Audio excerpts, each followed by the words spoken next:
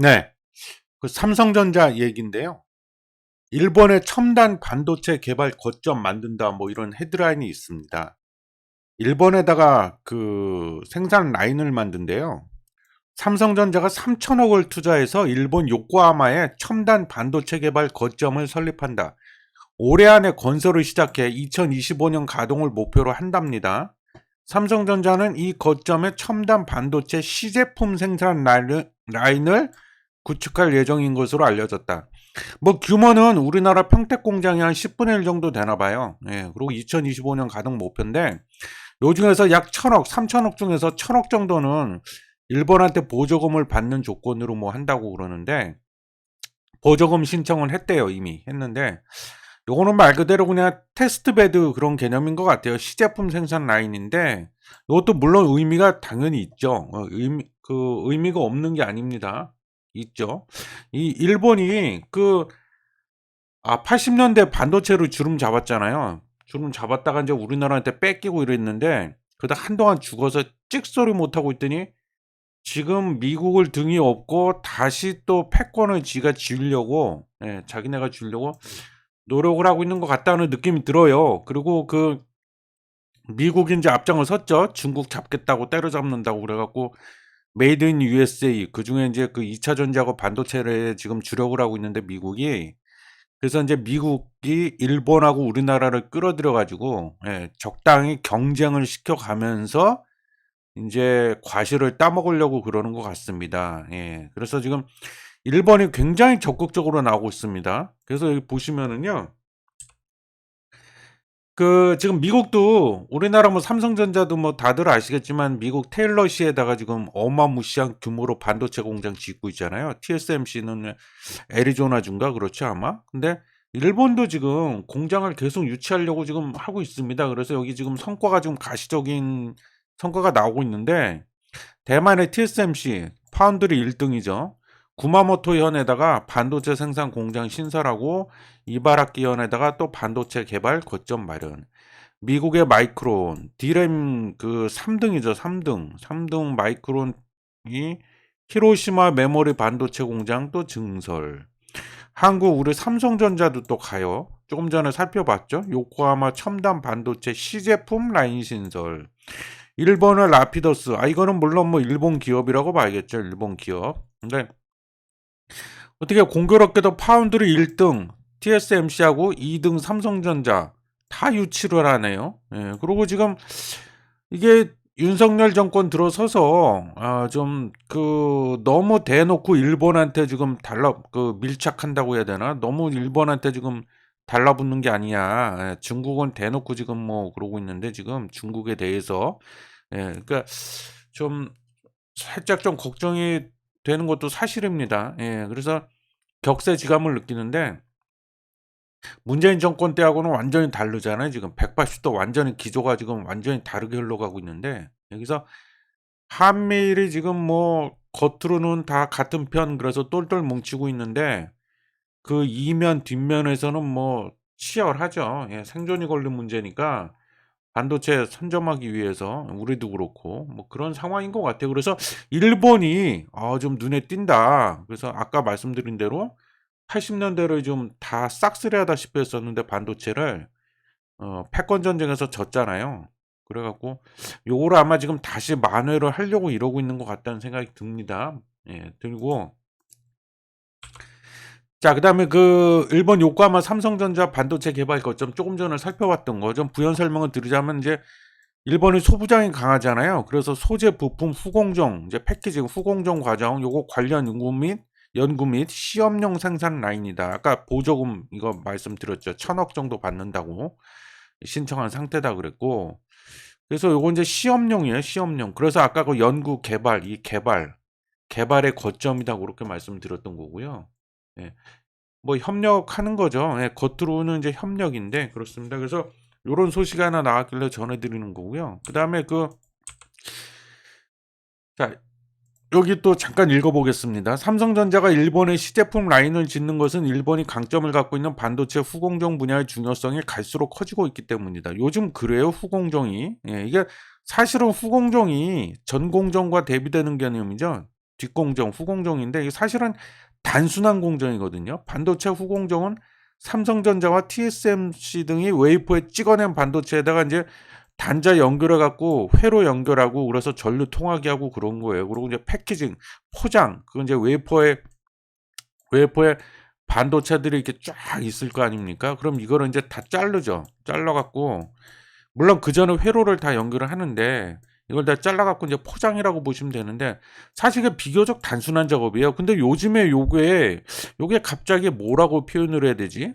요게 좀 주목을 받고 있다고 해야 되나? 단순한 공정임에도 불구하고 왜 그러냐면 이제 여기 보면 써 있지만 최근에 메모리 반도체와 시스템 반도체를 하나의 제품에 넣어 성능을 높이는 첨단 패키징 기술이 그러니까 그 일반 PC를 생각하시면 되는데 PC에 보면 CPU가 있잖아요. 시스템 반도체 CPU 연산을 담당하는 CPU가 있고 기억장치 메모리 D램이나 뭐 이런 게 있는데 이게 따로따로 돼 있었잖아요. 근데 이제 요즘 추세가 뭐 인공지능이다 뭐다 해가지고 자율주행이다 뭐다 그래갖고 그 처리해야 될 데이터가 엄청 많아지고 이러다 보니까 이제 연산 속도도 굉장히 빨라져야 되는데 이게 너무 비효율적이다 그래갖고 하나로 합치는 추세입니다. 예. 그래서 CPU하고 메모리하고 아예 그냥 통으로 하나로 그냥 합쳐버려. 예.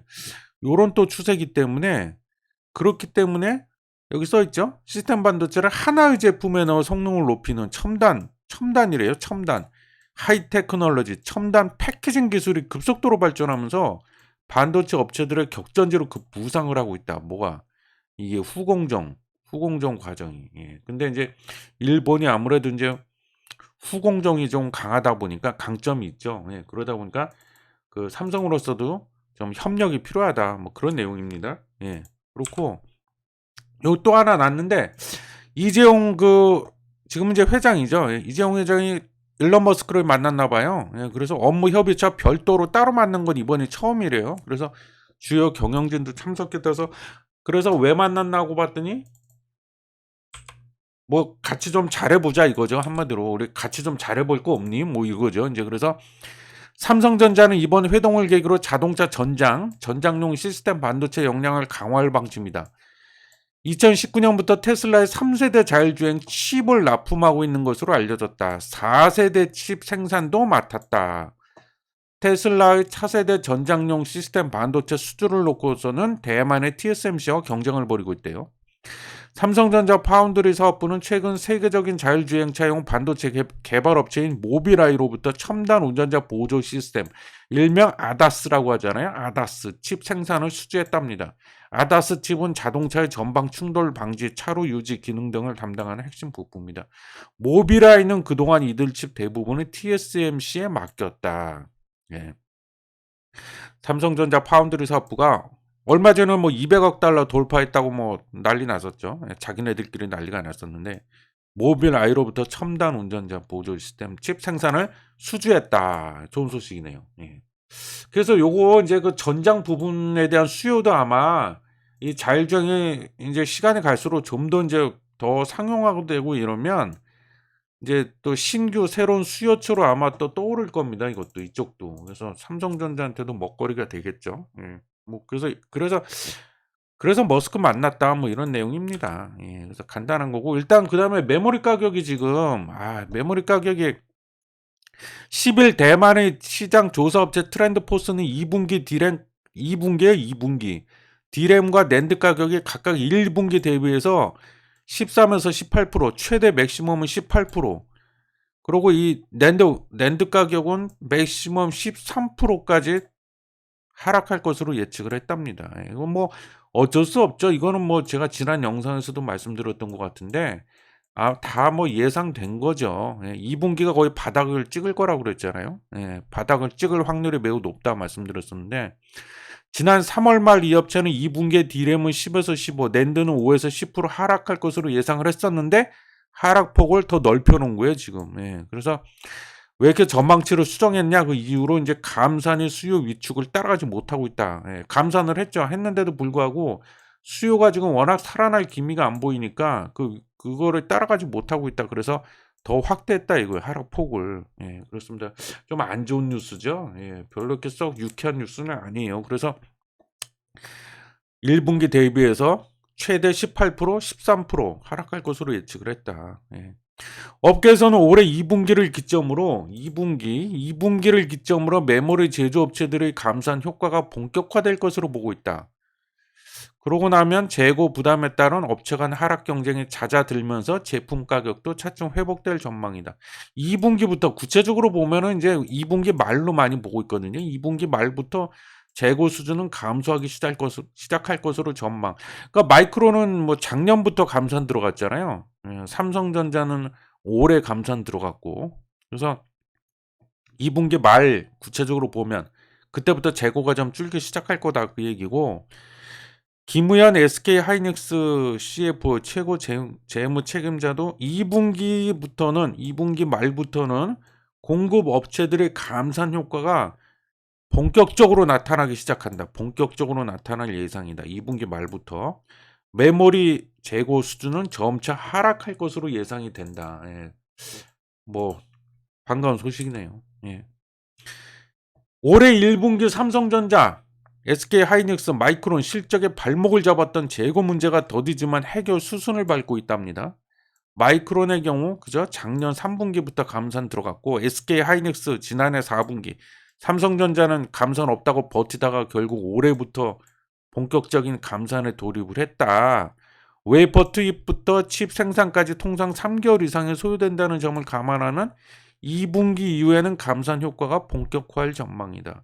근데 저는요, 이거는 이게 감산은 뭐 아시겠지만 다 공급적인 측면이잖아요. 공급 측면. 근데 공급도 공급이지만 저는 이제 그거에 못지않게 수요도 빨리 살아나야 된다. 예, 수요. 지금 수요가 너무 위축이 돼 있는데, 그러려면 일단 그 거시경제가 또 살아나야겠죠. 예, 미국의 그 금리 인상 문제도 있고 뭐 동결로 갈 것 같긴 한데, 예, 그렇습니다. 그래서 이 공급도 공급이지만 그에 못지않게 수요가 빨리 살아나야 된다. 예, 그래서 제가 보기에는 그 2분기 말이 거의 바닥일 거다. 저는 그렇게 봅니다. 예. 그래서 그 올해 하반기부터만 돼도 좀 많이 좋아질 것 같긴 합니다. 예. 그래서 우리가 희망을 가지면 된다. 그래서 전문가들은 D램 시장이 구조적으로 3개 업체의 과점 시장이잖아요. 삼성전자, SK 하이닉스, 그리고 마이크론. 시장인 만큼 수급 균형을 맞춰 나갈 것으로 전망하고 있다. 김은호 IBK 투자증권 연구원은 장기적으로 보면 인공지능과 자율주행이 수요 측면에서 떠오르고 있다. 아까 제가 말씀드렸잖아요. 공급도 물론 중요하지만 수요가 빨리 살아나야 되고, 더 이제 바람직한 거는 새로운 수요처가 폭발적으로 늘어나는 게 더 바람직하겠죠, 우리로서는. 예. 그게 뭐다? 제가 봤을 때 이제 인공지능이랑 요 자율주행 쪽이다. 물론 시간이 좀 걸리겠지만. 예. 그래서 그렇고 수요 측면에서는 그렇고, 공급 측면에서는 유연한 생산 운영이 있다면 이러한 추세는 지난 10년 동안 나타났던 D램 시장의 장기적인 호황 가능성을 높일 것으로 지난 10년이란 게 약 2012년 정도부터 얘기하고 있는 것 같아요. 예, 2012년 고맘때부터를 이제 말하고 있는 것 같은데, 예, 그렇습니다. 그래서 여기는 좀 긍정적으로 보고 있어요. 삼성전자 D램 감산 최대 20% 달할 듯. 가격 협상력 되찾았다. 예. 대규모 감산 효과로 내년 D램 호황 도래 전망 나와. 예. 요건 이제 호황을 얘기하는 건데, 제가 보기엔 올해 하반기만 돼도 예, 지금보다는 전체적인 반도체 업황이 많이 개선될 거라고 봅니다. 예, 저는 상당히 좋아질 거라고 보고요. 그러니까는 여러분도 너무 이렇게 낙담할 필요 없다. 지금 안 좋은 거 조만간 이제 바닥 찍을 거다. 그렇게 보고, 끝으로 삼성전자의 시간 돌아오나? 외국인 지분율 15개월 만에 최고 8조 순매수했다고 그랬잖아요. 8조. 그래서 이거 올해 5월 9일 기준인데 5월 9일 기준으로 지분율이 최고입니다. 그래서 사상 최대 51.97%. 예. 근데 아까 요거 제가 이거 녹화하기 전에 잠깐 또 확인해 봤더니 오늘 날짜로는 51.94% 정도 되더라고요. 그래서 0.03% 살짝 하락했는데, 그거나 이거나 뭐 엎어치나 매치나, 그죠? 거의 52% 육박하고 있다. 지금 8조 원 순매수. 예. 이게 뭘 뜻하나, 그걸 우리가 잘 생각해 보자 이거죠. 예. 오늘 방송 여기서 마치겠습니다. 시청해 주셔서 감사합니다.